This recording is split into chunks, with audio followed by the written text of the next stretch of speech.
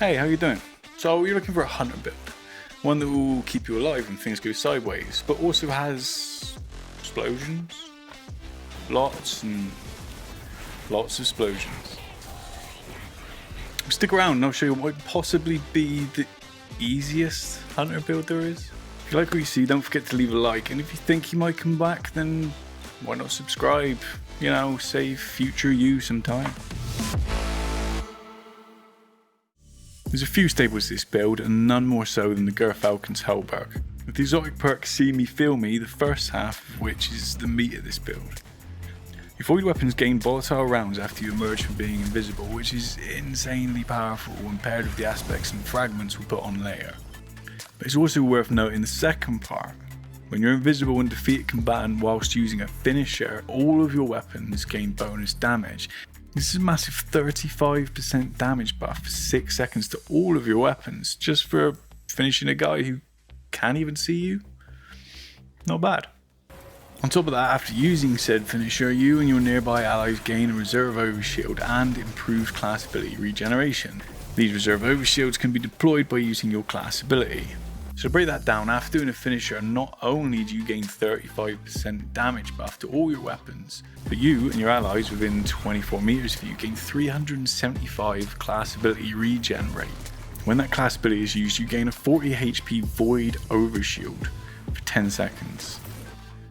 It's a lot for one chest piece. So how do we lean into this harder to get the most out of everything we can? Well, let's start with a couple of weapon choices. If you're looking for maximum survivability, then the perk of choice has got to be Repulsor Brace. I usually use my Hollowed Knight as it has an enhanced version, which means everyone we kill with the volatile rounds from Gerfalcons will grant us said overshield.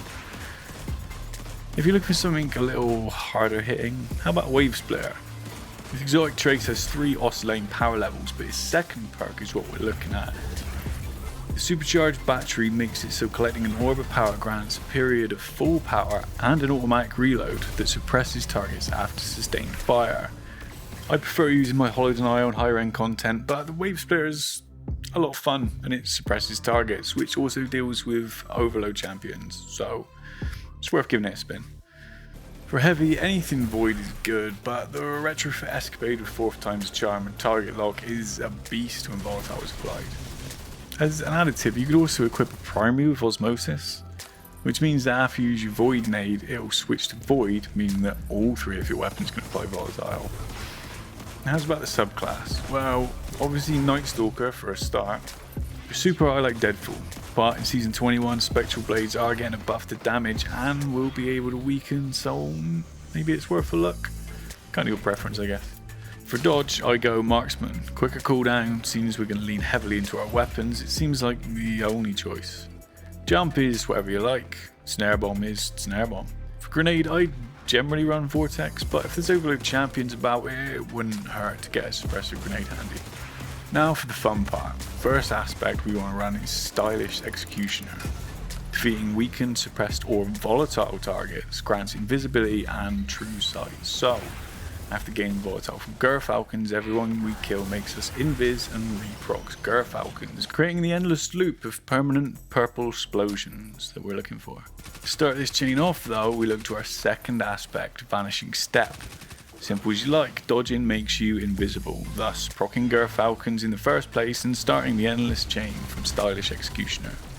For fragments we run Echo of Persistence, which means our invis and overshield from Gerfalcon's finisher or Repulsor Brace last longer, as well as Devour, which we'll get into in a second.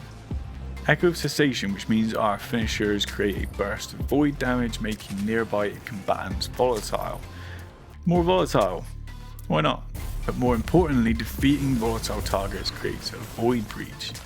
This is volatile from anywhere, so we're now creating void breaches which grant class ability energy, but if we also throw in an Echo of Starvation, these void breaches and any orbs we pick up grant us Devour, which gives us full health and grenade energy on a kill and is extended on further kills.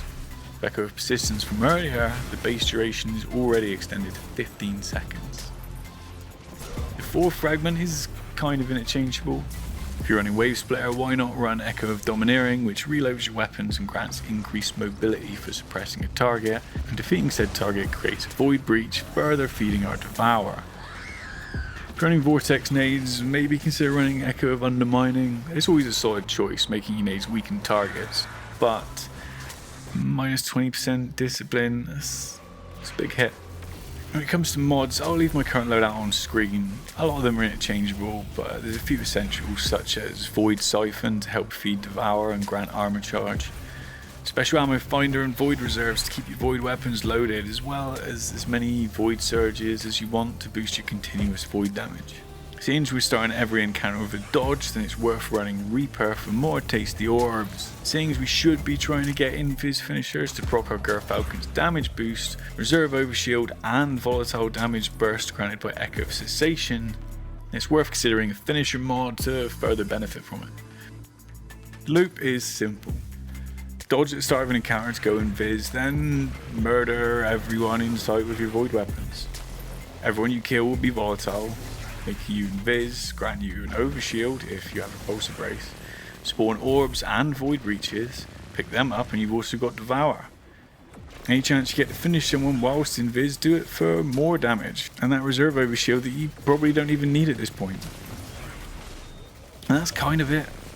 Running solo legend and master lost sectors is kind of a breeze with constant overshield, Devour and invis, and if things do get a little hot, then just dodge, back up and start the chain again. Puzzles in raids and dungeons like the first two encounters of Spire are basically a walk in the park. You can pretty much ignore the enemies, they're nothing more to you than just a way to reproc your invis and ignore them some more.